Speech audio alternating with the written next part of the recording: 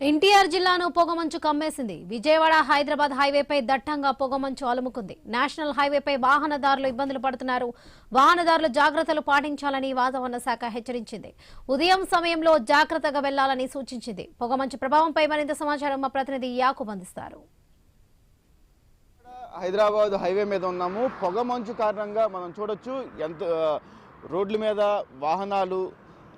వాహనదారులు ఇబ్బంది పడుతున్న పరిస్థితి కూడా కొనసాగుతున్న పరిస్థితి. ఉదయం నుండి ఇదే పరిస్థితి కొనసాగుతుంది. ఎక్కడికక్కడ గత 3 రోజుల నుంచి చూసుకుంటే భారీగా పొగమంచు రావడంతో వాహనదారులు ఇబ్బంది పడుతున్న పరిస్థితి. ఇప్పటికే సంక్రాంతి సెలవులు అనంతరం ఇప్పటికే తమ గ్రామాలకు చేరుకునే వాళ్ళకు కొంత ఇబ్బందిగా ఉంటుందని వాతావరణ శాఖ కూడా హెచ్చరికలు జారీ చేసింది. ఉదయం పూట సుమారుగా 9 తర్వాత వాహనాలలో వెళ్ళే వాళ్ళు తమ వాహనాల నుండి వెళ్ళాలి అని కూడా వాతావరణ శాఖ కోరడం జరిగింది. ఈ పరిస్థితుల్లో మనం ఇప్పటికే సుమారుగా 8:30 దాటుతున్నప్పటికీ ఇంకా పొగ మంచు హైవే పైన దట్టంగా ఉందని కూడా చెప్పుకోవచ్చు. ఎక్కడ వాహనాలు కనపడే పరిస్థితి ఇక్కడైతే నెలకొని ఉంది అని కూడా చెప్పుకోవచ్చు. ఇదే పరిస్థితి సుమారుగా ఎక్కువగా వాహనాలు హైదరాబాద్ రూట్లో వెళ్తున్నాయి కాబట్టి కొంత జాగ్రత్తలు డ్రైవింగ్ చేసేవాళ్ళు జాగ్రత్తలు పాటించాలని కూడా ఇప్పటికే పోలీసులతో పాటు వాతావరణ శాఖ కోరిన పరిస్థితి. అయితే గత 3 రోజుల నుంచి కాకుండా మరో 2-3 రోజుల వరకు ఇదే పరిస్థితి కొనసాగింది కాబట్టి ఉదయం సమయంలో డ్రైవింగ్ చేసేవాళ్ళు ఖచ్చితంగా ఎమర్జెన్సీ పనులు ఉన్నప్పటికీ ఏదైనా కొంత లేటుగా వెళ్ళాలి. అదేవిధంగా 2 వీలర్లు కూడా కొంత జాగ్రత్తగా వెళ్ళాలి అనేది కూడా తెలుస్తుంది. ఎందుకంటే మనం నించుంటే కనీసం ఎదురుగా వ్యక్తి కనపడని పరిస్థితులు కొంత ఉన్నప్పటికీ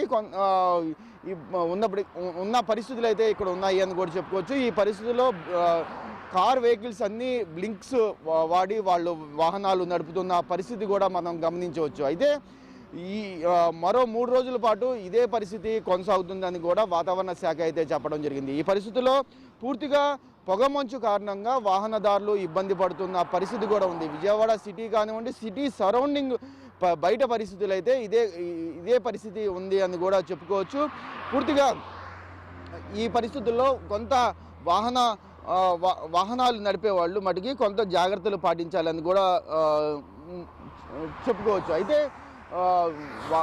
వాతావరణ శాఖ చెప్పిన విధానం బట్టి ఎక్కువగా పొగమంచు కారణంగా కొంత వాహనదారులు ఇబ్బంది పడుతున్నారు కాబట్టి దీనికి సంబంధించి పోలీస్ శాఖ కూడా పూర్తిగా దీని మీద నిమగ్నమైంది. అక్కడికక్కడ ట్రాఫిక్ని కొంత డైవర్షన్ చేస్తున్న పరిస్థితి కూడా కనిపిస్తున్న నేపథ్యంలో మనం చూడొచ్చు.